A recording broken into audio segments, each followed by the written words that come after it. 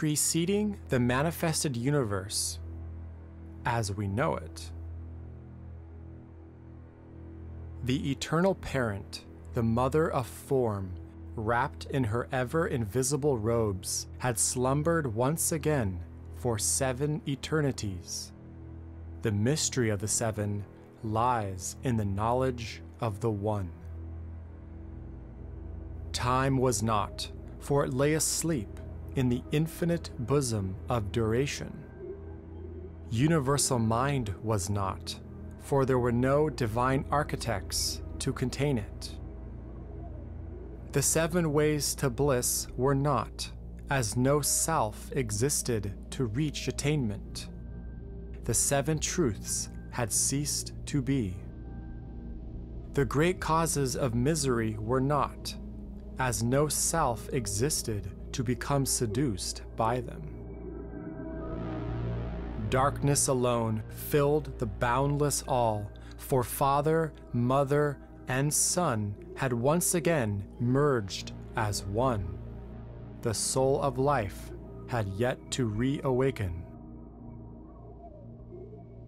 The cause of existence had been transcended by the visible that was, and the invisible that is. For the illusion of the universe rested in eternal non-being, the one reality.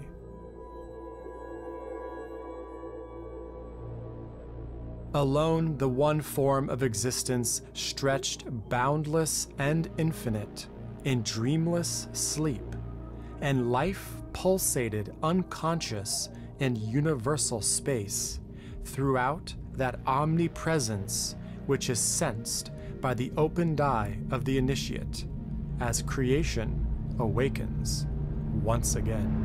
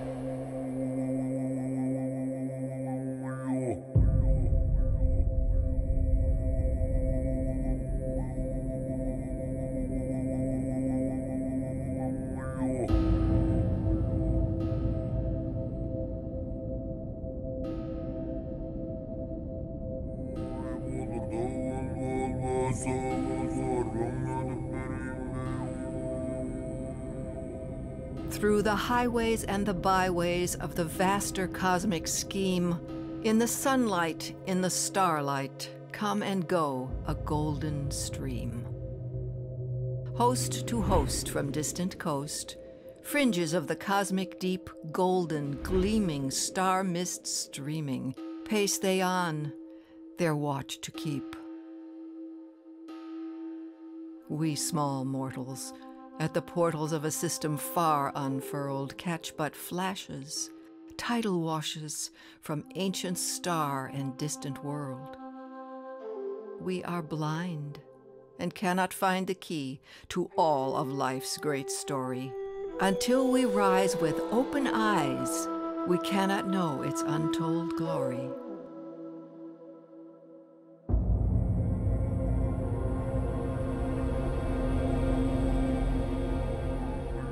Many may find this information strange and intriguing, cast up like unusual shells on a lonely beach. But what follows will make our tumultuous past and present better understood if the basic tenets of philosophy are accepted as a foundation upon which the plan was built. This presentation shall offer the student of philosophical studies a new pattern of thought and hidden knowledge about the history of our planet and solar system. For some, they give an answer to deep-lying queries as to the purpose and the plan for humanity, its problems, and the causes of our anguish and deep-seated conflicts here on Earth.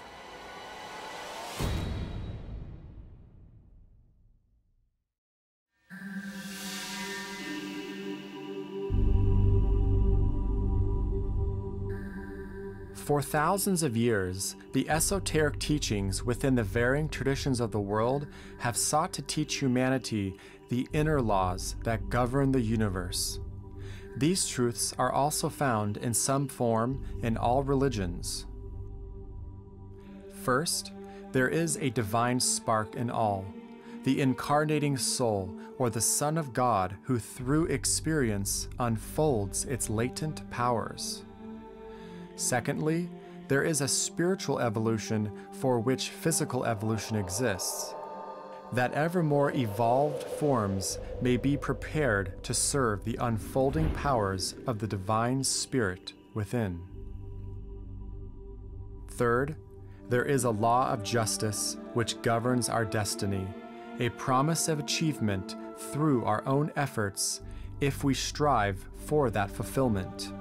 As ye sow, so shall ye reap, also known as karma in the East. Mankind is thus the arbiter of its own fate. Fourth, between humanity and the infinite exist many beings of varying powers and varying degrees of spiritual potency. In Christianity, we hear of the 7 spirits before the throne of God, and of angels and archangels.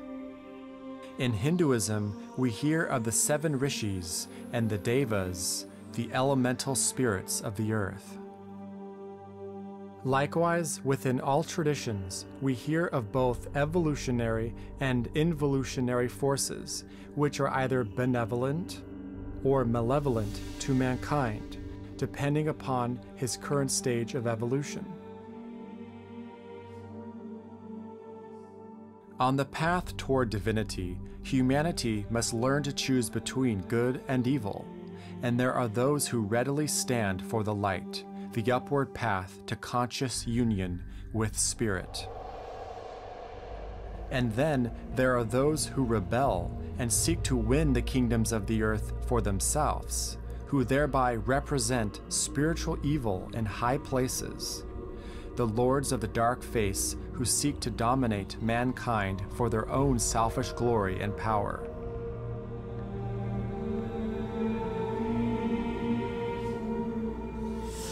These lords of materiality who exist in etheric matter and upon the lower astral world enslave and influence man through their senses, and often use their agents in physical incarnation to disrupt progress wherever greed, brutality, and wrong human relations exists. In the veil of mystery that shrouds our earth, rents appear through which we gain glimpses of a strange and haunting story, one that explains the phrase, "born in sin." Milton's fallen angels appear, and the doom uttered when part of man was driven from Eden. The residue of ancient failures still lurks deep in the collective unconscious. Thus the peculiar admixture of humanity upon this planet. In our era, there has been a great cosmic failure, and thereby part of humanity has become the great orphan.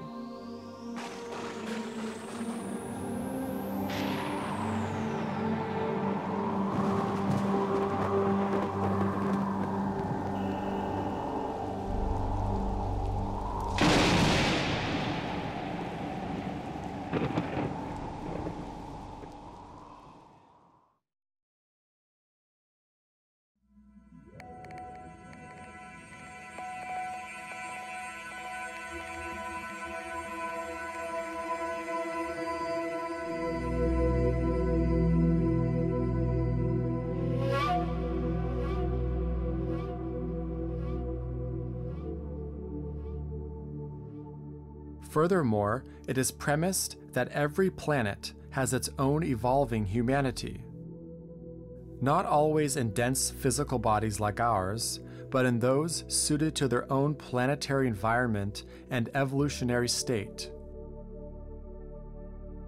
Not only the planets of our system, but the whole cosmic scheme, with its suns, constellations, and attendant planets, are all a part of one great cosmic plan whereby ever-increasing expansion of consciousness occurs. Lord Buddha said, "Veil after veil will fall, but veil after veil remains."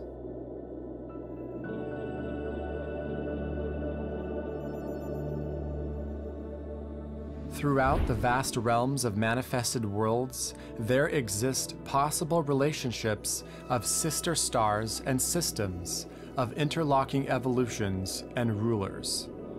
The oversoul of any humanity is the indwelling life of the planet, or the Logos who uses the planet as its outer vesture, similar to how our own soul uses the physical body as its outer vesture. The occult axiom, as above, so below, signifies the intricate relationship between all lives found within the microcosm and the macrocosm.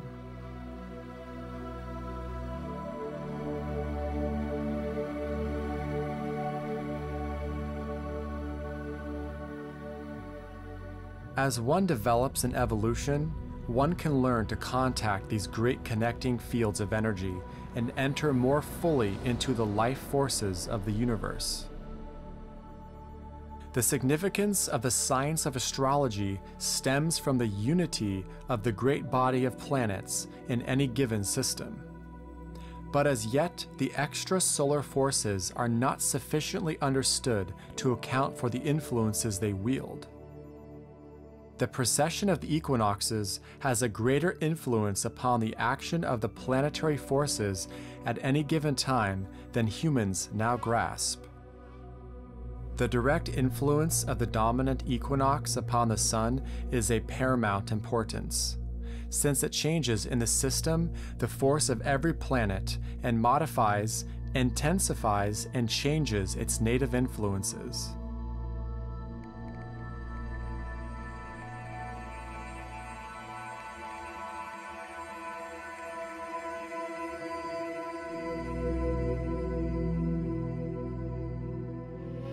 The keynote of the equinox dominates the age. The planetary influences are merely minor and subordinate chords within the major harmony. The music of the spheres is a note of ever-changing harmonies, progressing forward in spiralic motion.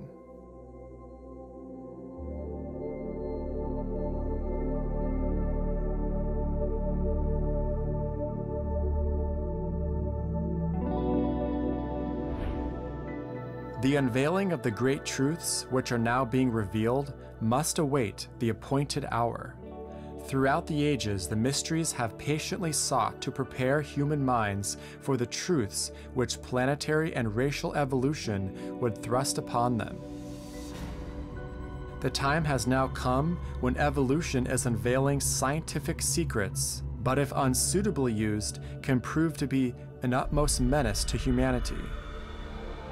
To counterbalance the risk, a group of occult truths are being given through various channels, which will build up a group of thinkers with occultly trained minds that can cope successfully with the varying problems of civilization. Students of the occult may not always be good businessmen or women, but they are trained on the inner planes into a powerful band who carry their influence far. On the inner planes, they are trained occultists.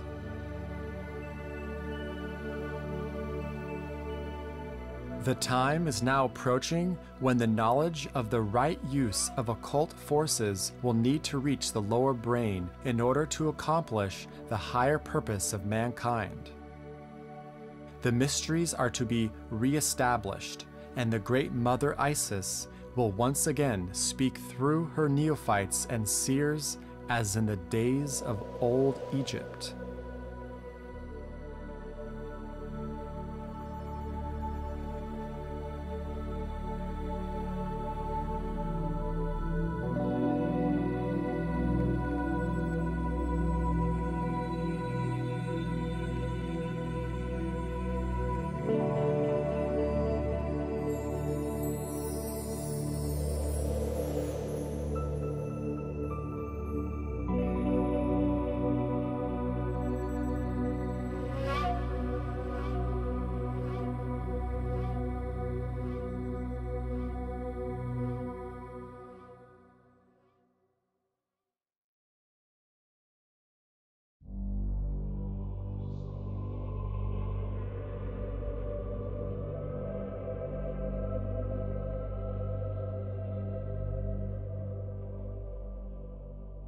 There is peace in the silence of the heart when it reaches inward toward spirit.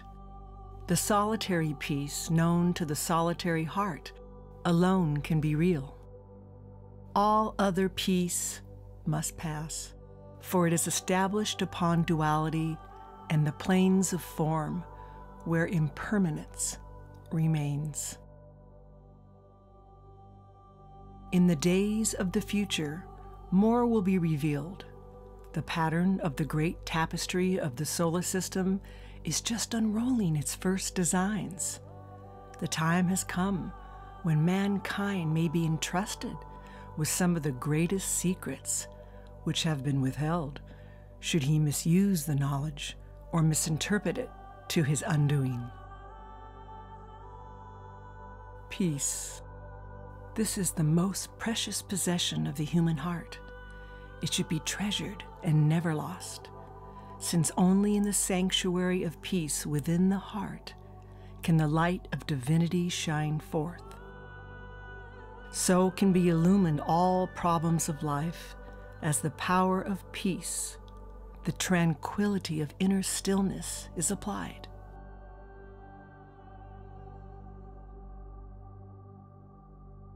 There is a power in the peace of the heart which confounds all evil.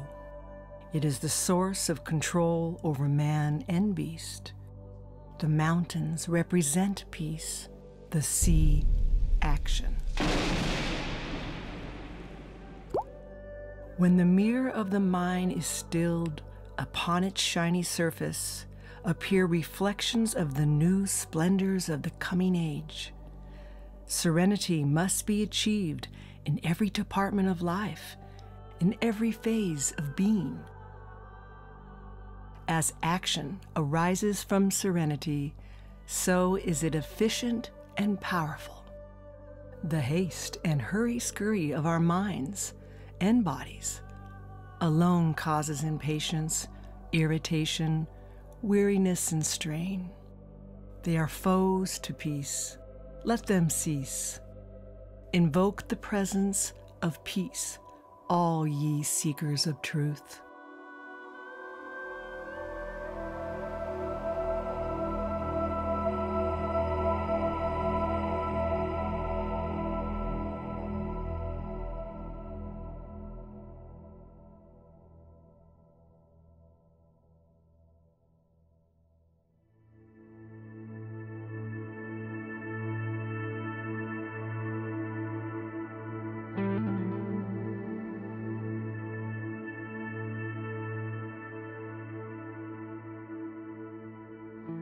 The universe is a living, conscious being. Its expansion and contraction can be likened to a cosmic breath, and it has a mind of its own. Its pulse feels all creation within its bioelectric field, and, like us, it reflects a higher and lower nature. Likewise, there is a vital power which pours through all of cosmos, known as prana, chi, or ether. The golden light of the etheric web reaches into the vastness of cosmic space and can be likened to an electrical medium or fluid within the cosmic bloodstream in the waters of space. Fohat is the great electrical initiator of all creation, in which all lesser degrees of electrical energies and forces precipitate. All the elements, whether it is earth, water, fire, air, or ether, are all derived from this one intrinsic force, Fohat. Its forward progressive motion drills holes through space. And all planes of consciousness in our solar system are but reflections of its emanations, as Fohat, the grandfather of electricity, animates all forms into life.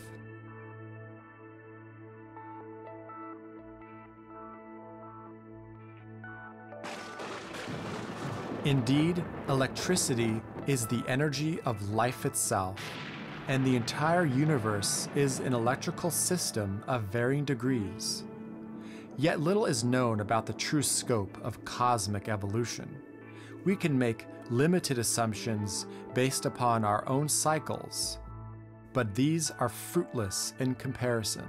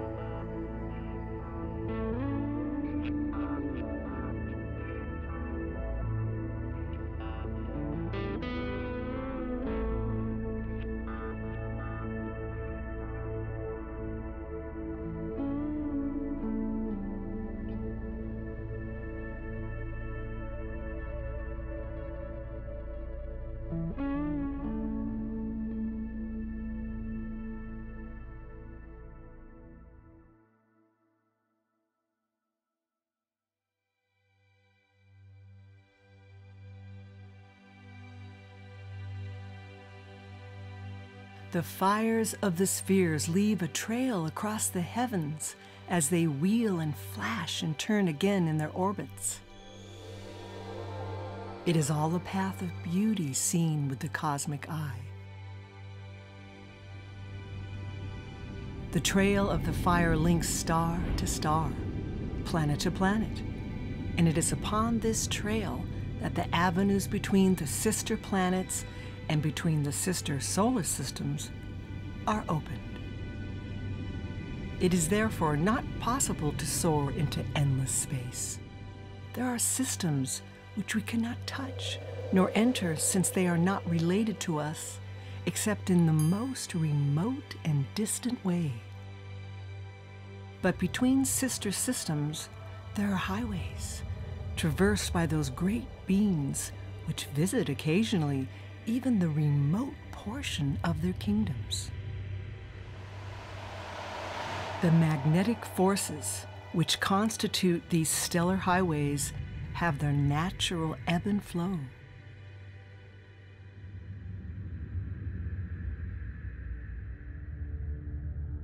These strange laws are the only sign we have of some remote and greater intelligence which guides and governs the wheeling systems and their greater correspondences.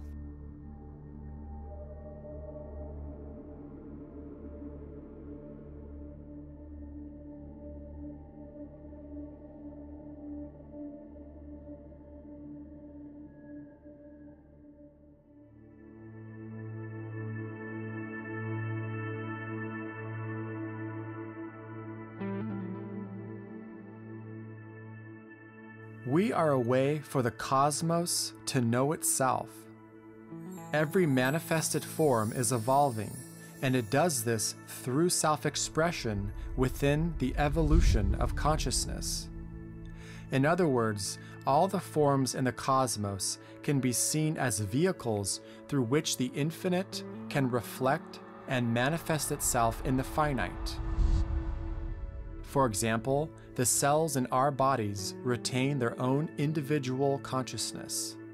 The physical structure of the cell is a manifestation of that level of consciousness. This consciousness coordinates and cooperates together to form a higher organism, the human body. The human body is a physical manifestation of our human consciousness through the incarnated soul. Likewise, the earth is also an expression of a higher consciousness, and the earth scheme is a part of a greater manifestation called solar system. The whole solar system is, in fact, one consciousness, expressing itself through the sun and the various planetary schemes and their subsequent chains and globes.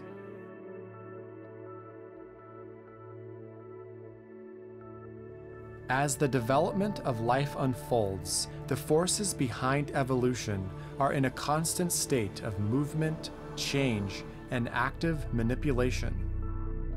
The consciousness of a solar system that governs this stupendous process is often referred to as a solar logos, and the forming of our solar logos, the chief hierophant of the solar system, is a manifestation of a divine expression, an expression which manifests itself through even a greater system, a cosmic logos, a being composed of 7 solar systems, of which ours is but one. It has been referred to as the one about whom naught may be said. This unfathomable deity, as expansive as it is still yet only a lesser life within the greater constellation, or supercosmic logos, which in turn is but even a lesser life within the galactic logos, that great spiritual being in whom all hundreds of billions of suns move and have their being, forming countless constellations and solar systems through which many humanities evolve, we being just one of them.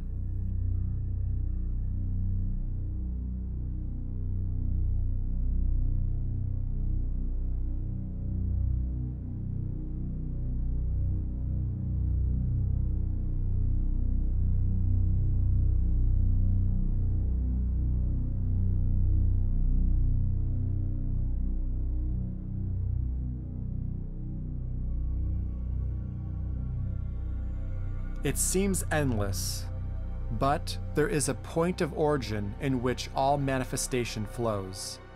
There is a source to cosmos. The great chain of life finally extends up to the universal logos, the being who embodies the entire universe and is the universe itself. All consciousness within the cosmos is an expression of this all-encompassing deity, for it is the apex point of finite existence. From this perspective, galaxies are just cells within its body, constellations are molecules in those cells, and solar systems are just tiny atoms.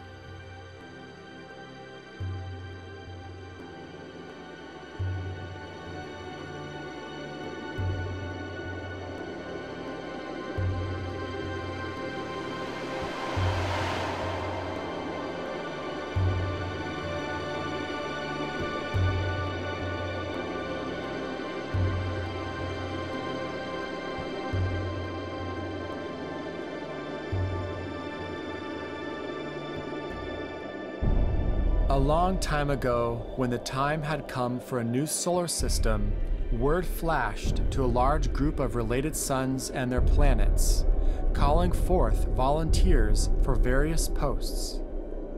The solar systems are orchestrated not by the individual solar logi, but by the greater logi. The sphere or center of the greater orbit has reached the need for further expression and development. This hard-to-fathom existence evolves and grows through its own creations. Thusly, a solar system is born. The work to be done is laid out in great archetypal plans, flashed into the great central chamber of the greater system. These plans show the work to be done and the qualities required for each position. Every form of creation, from a cell to an entire solar system, has a living consciousness within it. And just like a commander-in-chief or a prime minister who carefully plots out and plans his strategies by appointing cabinet members and staff for governing, so goes the solar lords, plotting and planning massive strategies for governing an entire solar system.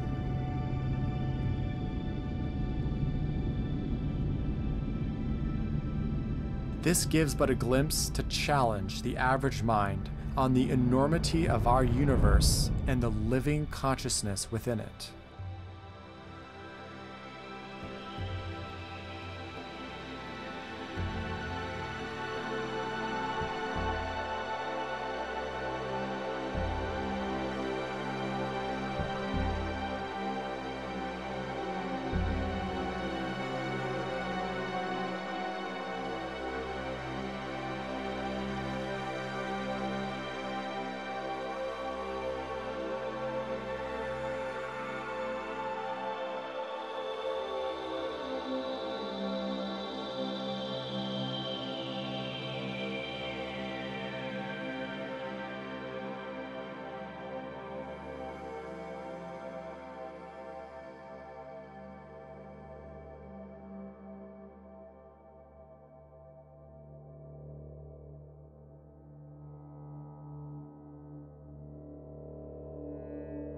When a solar logos receives his archetypal plans from the greater logos to create a solar system, he will call upon volunteers in whom he trusts and has worked with before in the past.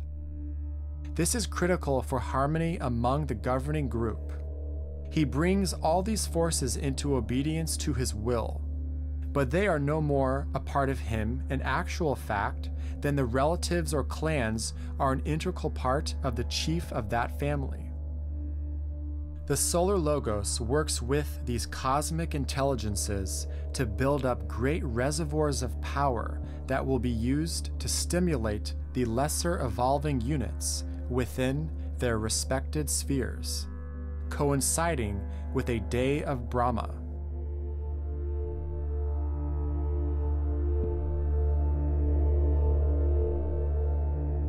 When a logos establishes his claim, he calls the volunteers for the other positions and appoints them according to capacity and personal loyalty. This last is highly important. Only those who have proved themselves worthy and are able to work well together can be safely chosen.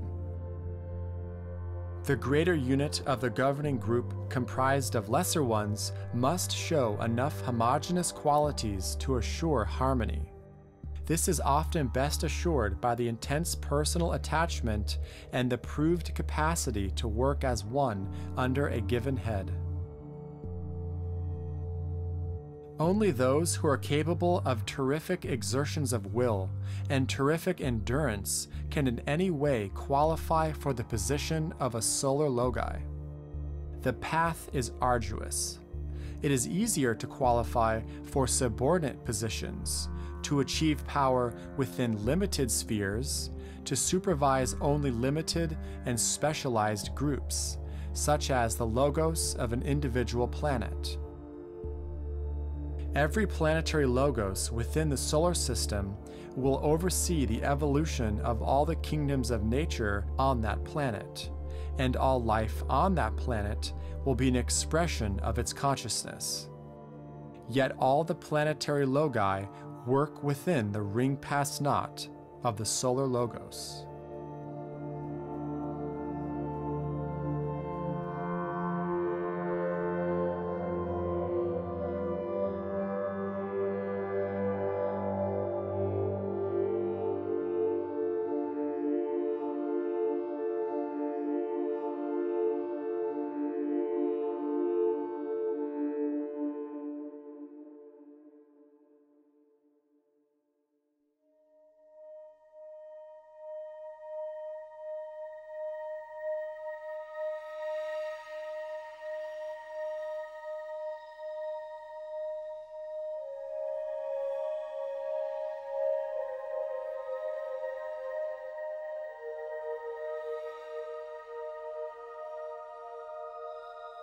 Far away where the stars are sweeping, where the winds of space are breathing their age-long melody. Far away on the rim of known creation, there dwell the angelic hosts of the dawn. From age to age, from planet to planet, as the hour comes for the presaging of the new light, they come, flaunting their banners in the eastern sky, a myriad host of holy ones who herald the light. Their lesser followers carry from eon to eon the symbol of the dawn in the colors of the returning sun. But the true dawn, of which this upon our planet is but a dim reflection, represents the reopening of life in the endless cycle of incarnations of the one Spirit. That resplendent and majestic hour is symbolized throughout eternity by the splendor of dawn, by the ever-returning wonder of it in people's hearts, by the ever-renewed yearning for it in the times of doubt, darkness, or distress. May peace prevail.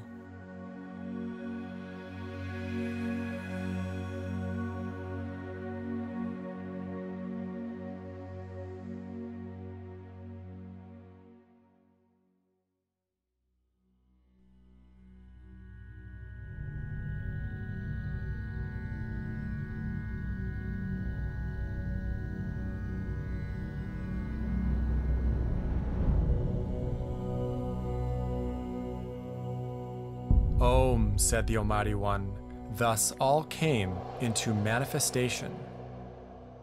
In the beginning was the Word, the intelligent goal of the divine Logos that encompasses the whole creation process until the end of time. The basis of all manifested phenomena is the enunciated sound, or the word spoken with power, that is, with the full purpose of the will behind it. Herein, as is known, lies the value of meditation, for meditation produces eventually that inner dynamic purpose and recollection, or that internal ideation which must invariably precede the uttering of any creative sound. When it is said that the Logos produced the worlds through meditation, it means that within his own center of consciousness there was a period wherein he brooded over and meditated upon the purpose and plans he had in view, wherein he visualized to himself the entire world process as a perfected whole, seeing the end from the beginning and being aware of the detail of the consummated sphere. Then, when his meditation was concluded, and the whole completed as a picture before his inner vision, he brought into use a certain word of power, which had been committed to him by the one about whom naught may be said, the Logos of the cosmic scheme of which our system is but a part. It must be remembered that the sound Aum is man's endeavor to reproduce on an infinitesimally small scale the cosmic triple sound, whereby creation was made possible. The words of power of all degrees have a triple sequence. First, they are sounded by some fully self-conscious entity, and this invariably takes place after a period of deliberation or meditation wherein the purpose is visualized.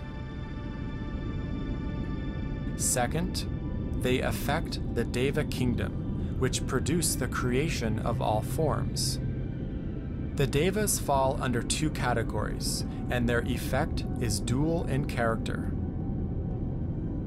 The Devas on the evolutionary path, the great builders of the solar system, and those under them who have passed through the human stage, respond to the sound of the word, and, with conscious realization, collaborate with the one who has breathed it forth. And thus, the work is carried out. The Devas on the involutionary arc, the lesser builders, or elementals, who have not yet passed through the human stage, also respond to the sound, but unconsciously, or perforce, and through the power of the initiated vibrations, build the required forms out of their own substance. Third, they act as a stabilizing factor, and as long as the force of the sound persists, the forms cohere. The words of power, or the permutations of the Om, exist in every possible tone, subtone, and quarter tone, and upon these shades of sound, the work of creation and its substantiation is built up.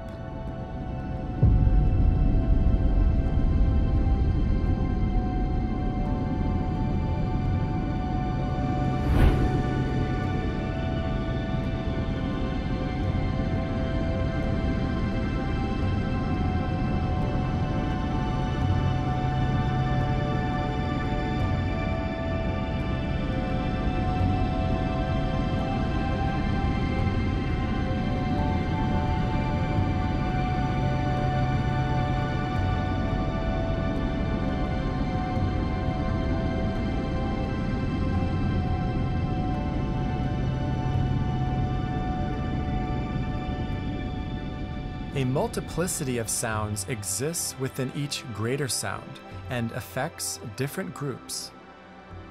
It must also be remembered that generally and broadly speaking, the sounds within the solar system fall into two groups.